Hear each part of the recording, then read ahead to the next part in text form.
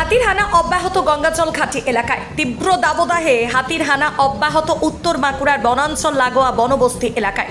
গত দুদিন আগে রাত্রে একটি দাঁতাল হাতি বাঁকুড়া জেলার গঙ্গাচল ঘাটি রঞ্চের পাপড়াডিহি গ্রামে তাণ্ডব চালায় বলে বন দপ্তর সূত্রে খবর।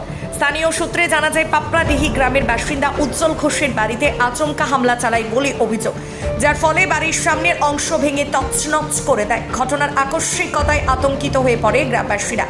পরে সম্মিলিতভাবে হাতিটিকে জঙ্গলে পাঠানোর ব্যবস্থা করেন।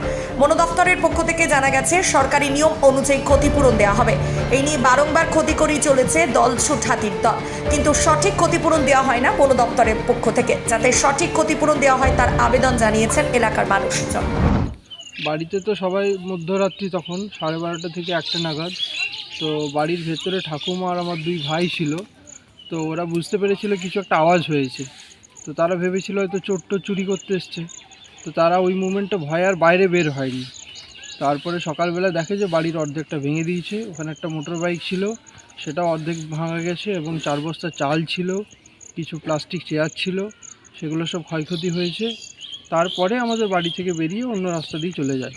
তো আমরাও সিচুয়েশন হয়েছে। আরেকজনের ঘরে তো আনুমানিক কটা হাতি ছিল? একটাই ছিল। আচ্ছা, আর কিছু যারা লোক দেখেছে তারা একটাই দেখেছে। কিছু ক্ষয়ক্ষতি করেছে? ক্ষয়ক্ষতি বলতে ওদের বাড়িতে ধান টান খেয়েছে, ওটা আমরা এতটা ডিটেলসে জানি না, যাইনি ওইদিকে। তবে আমাদের এগুলোই ক্ষয়ক্ষতি হয়েছে। ধান মোটামুটি 4-5 বস্তা ছিল, মোটর বাইকটা গেছে অর্ধেক, তার সাথে কিছু প্লাস্টিক চেয়ার ছিল, আর ওই দেওয়ালের একাংশ এবং বাড়ির অর্ধেকটা প্রায় ভেঙে গেছে। চালটা এখন নেমে গেছে, ওটা যে কোনো টাইমে ওটা ধসে পড়তে পারে।